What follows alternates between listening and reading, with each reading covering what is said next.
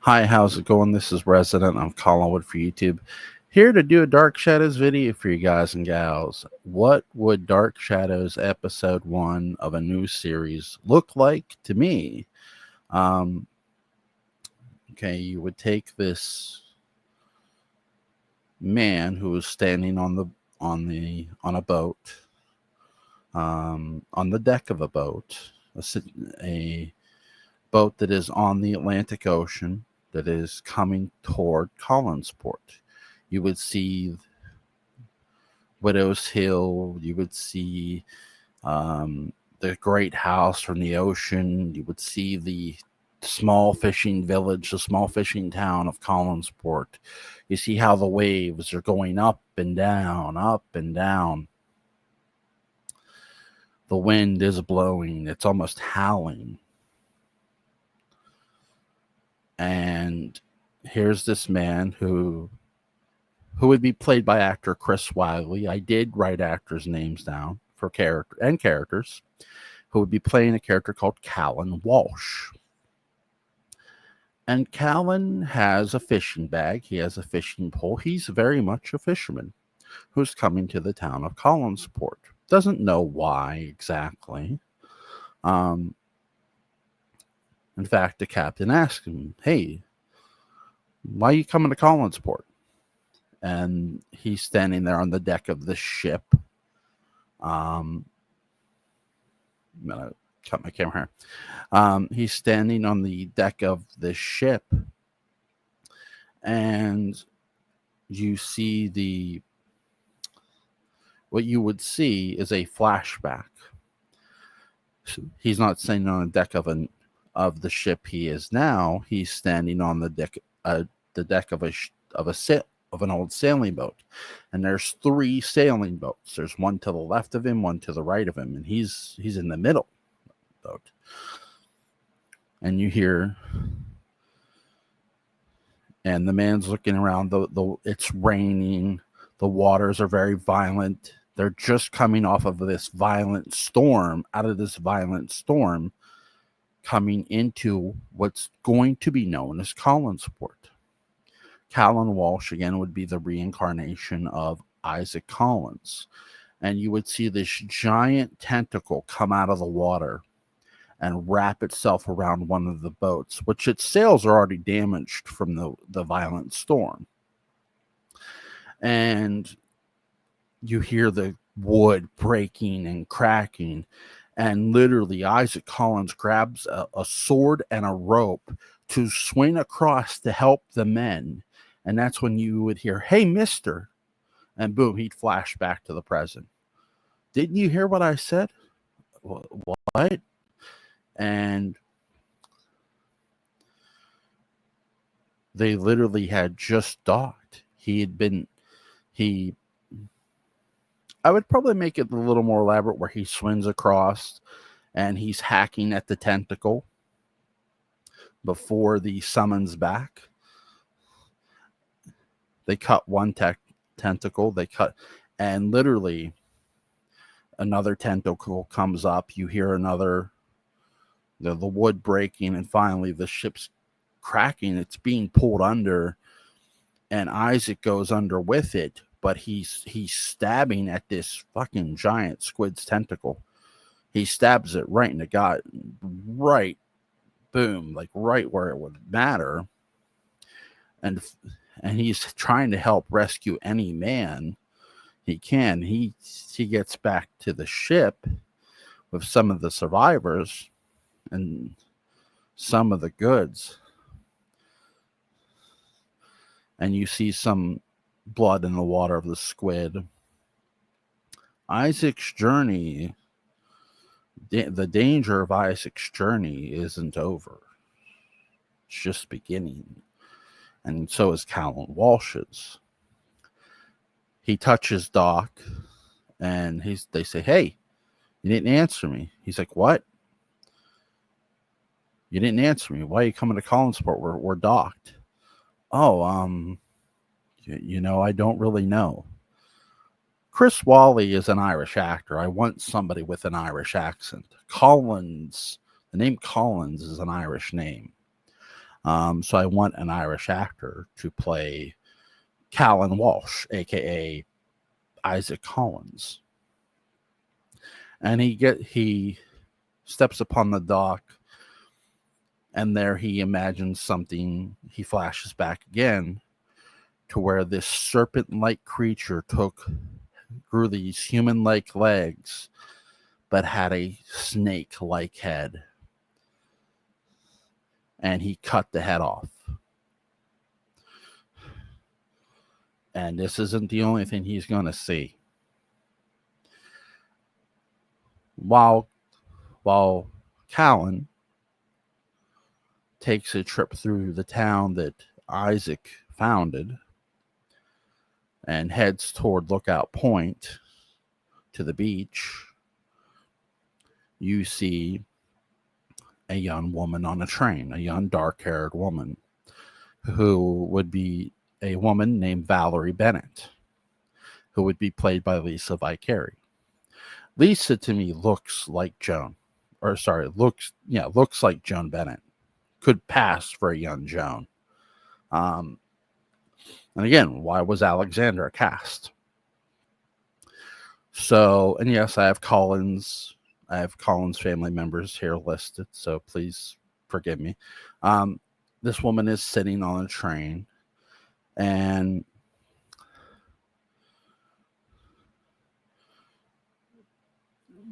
there is a man in the seat next to her. And he says, "Going to Collinsport, huh?" And this man has a dark beard. He has dark hair. He's very thin. He's wearing a dark leather jacket.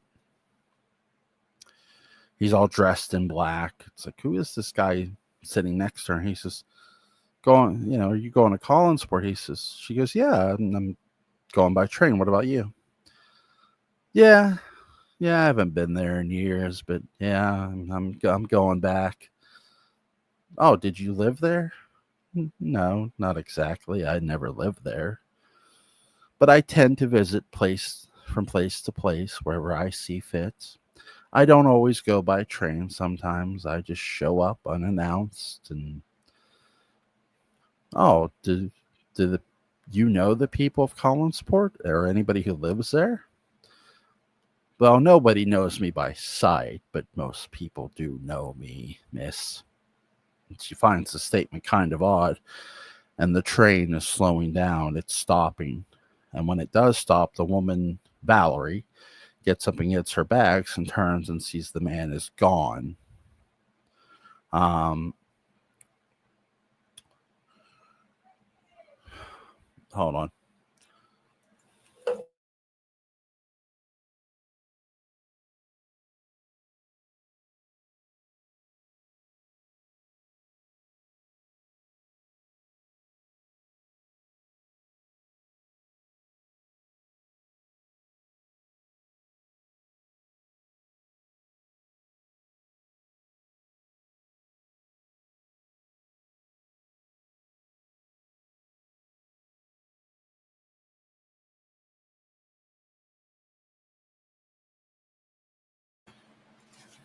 Sorry about that. And the man is gone. The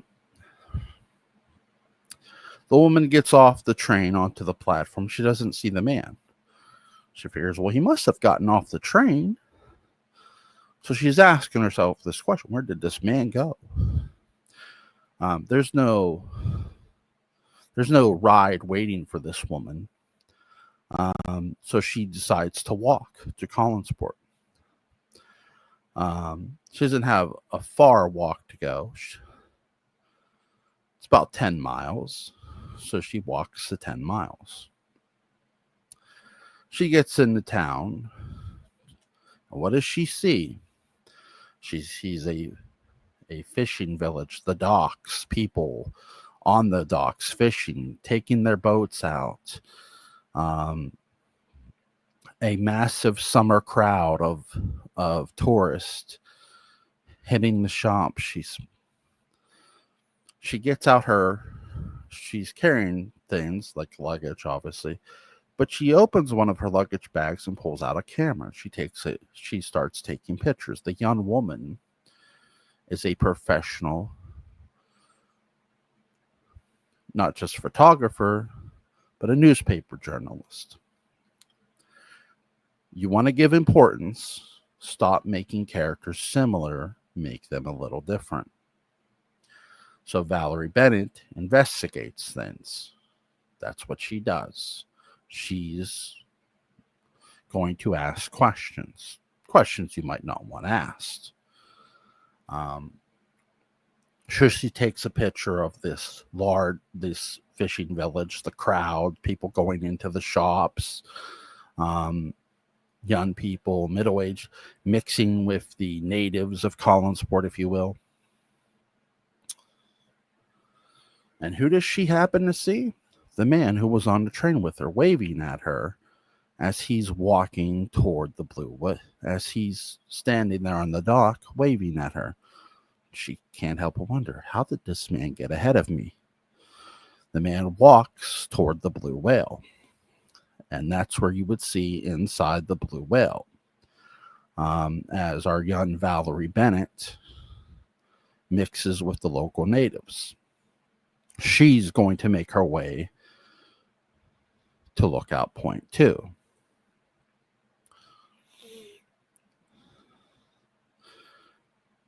People are going to meet by happenstance or by pure luck, or maybe they're just meant to meet. You have a man with red hair who's in his 70s in the bar. He's in a tan brown suit. He's waiting. Here enters the man who was on the train with Valerie. And now he sits at the same table as this man. This man would be Sabin Beck. He would be played by Charles Dance. And this man who has bought up the cannery that Burt Devlin once ran, and he is competing for the Collins against the Collins. He wants to drive them out of business. And keep in mind, the man who walked into the bar to sit with Sabin walked in with nothing. All he walked in was with clothes on. He walked in with clothes on. There's barely anybody at the bar but the bartender, Sabin, and this man who has now sitting across from him. And he says, "Good afternoon, Sabin.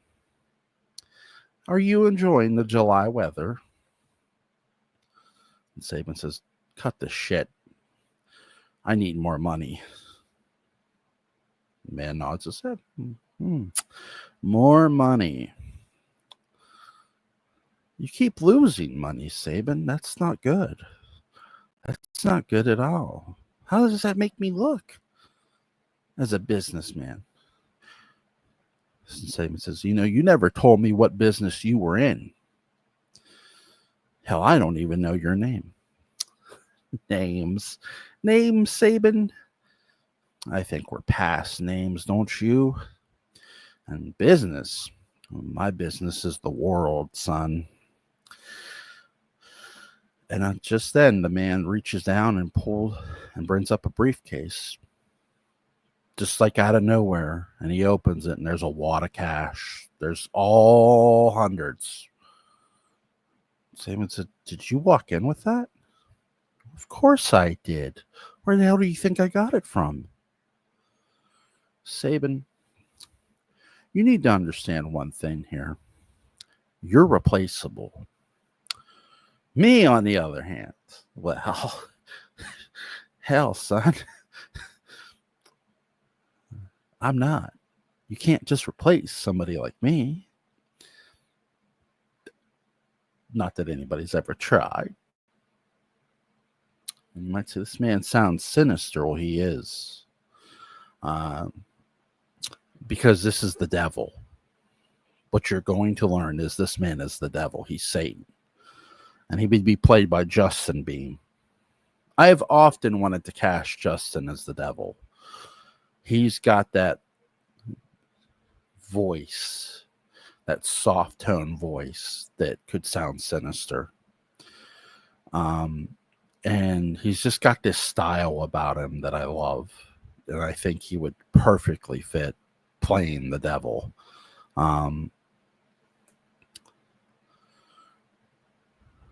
Our Isaac Collins would find himself at Lookout Point. And for the first time, instead of seeing dead bodies, you do see the beach that you've seen before, but you know what you didn't see in the 60s? People surfing. And you see a group of young teens surfing the waves. And as the waves are coming in, some would hit the beach, but you would also see waves hit the rocks like you do in the entrance of Dark Shadows. And that would be your opening. That would be your opening of Dark Shadows, episode 1. Just your opening. And you would have this, again, Callan Walsh / Isaac Collins has reached the beach. He's watching these young men and women surf. And for the first time, you see him crack a smile.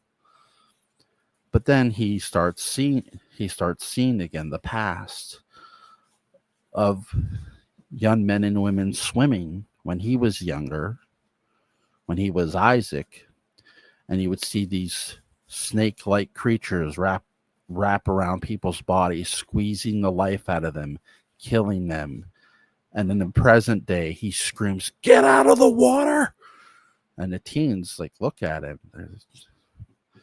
And just as he's saying that, you see Valerie, who's walking down, takes pictures of him.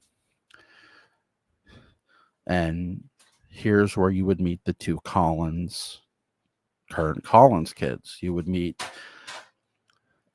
actress Emily Dobson would play 17-year-old Sabrina Collins.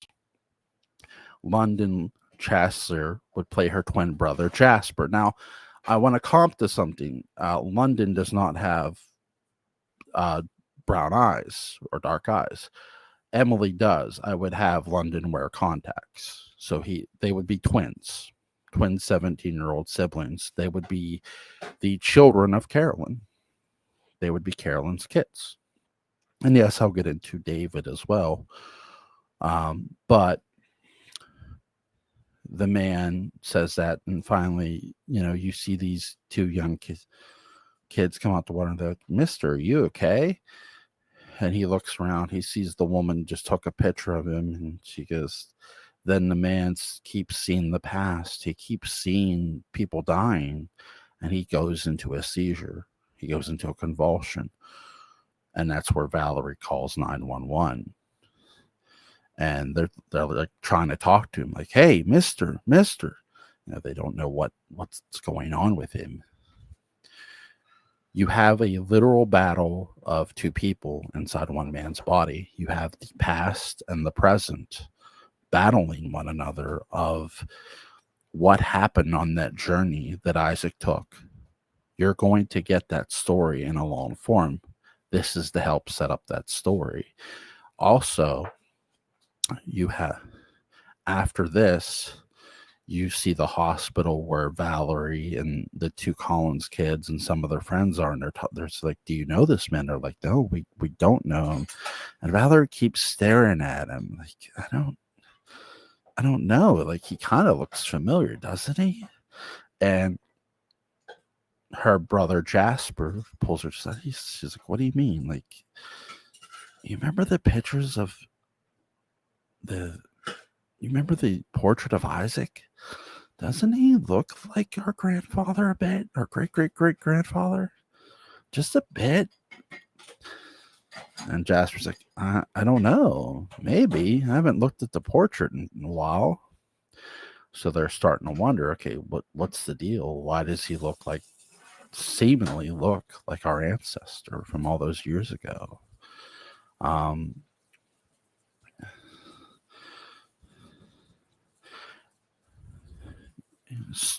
you would, and they're meeting Valerie Bennett, the two Collins kids, and they introduce one another to each other. And she goes, "Oh, you're members of the Collins family?" "Yes, who are you?" And she goes, "Oh, Valerie Bennett, investigative reporter. And I'm starting at the Collinsport Star. I'm starting at the newspaper. I'm meeting my boss today. Actually, I'm supposed to be meeting him now, but I actually have to get going." And they go, "Oh, okay." And you see Valerie leave. You would see the other teenagers who were at the beach back in town, and you would see the mysterious, you would see Satan again. You would see the devil, wearing, obviously, in human form, and he's sitting at the diner now where Maggie Evans used to work. And the one woman just says, "Oh, what I wouldn't give for, $1 million or this or something." "Really? Well, what wouldn't you give? You tell me. Come have a conversation with me." "Well, I don't know. I was hypothetically talking. Well, what if you could have that money? Huh? What if you could have what you wanted? All you have to do is offer something in return." You see, because in my line of work, everything's about equal exchange. You offer something of equal value to me, I give you what you want. "Oh, you sound like a genie." Some people have compared me to a genie. Well, not $1 million. I've always wanted one of those fancy sports cars. "Would you like one now?" "Oh, would I?" "Well, what would you give? Well, what would you want?" And he leans into her and he tells her, "I want your soul. Give me your soul, and I'll give you the car." And the woman jerks away, like, what's wrong with this guy? You don't always want someone caving in. You want the suspense of somebody who was about to cave into this mysterious man. Sometimes it's hard to sell others. At least I have Saban's soul. Not that he knows I'll have his soul, but he will. And the man's laughing, and people staring at him. He just gets up. "I'm telling the sheriff." Oh, please do. Please do. I'm sure he'll do something about it. The sheriff would be played by Bruce McGill.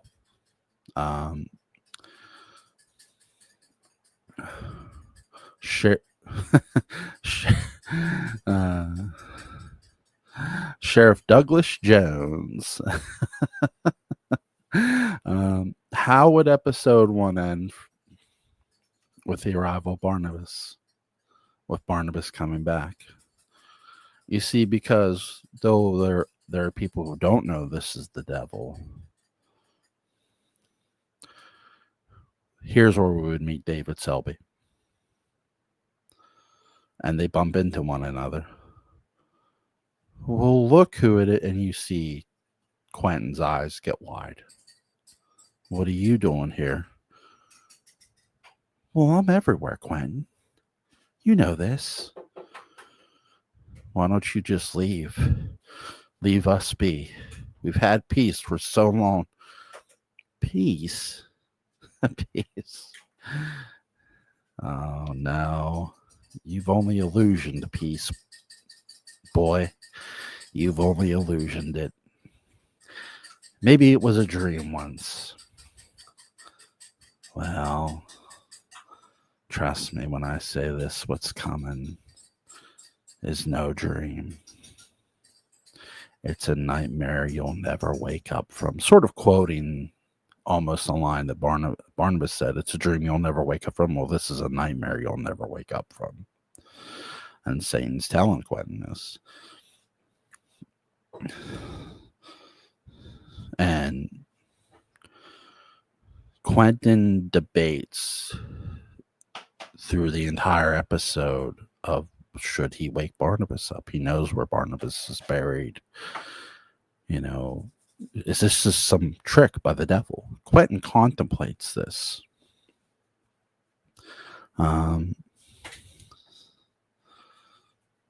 You would say, why did Quentin age?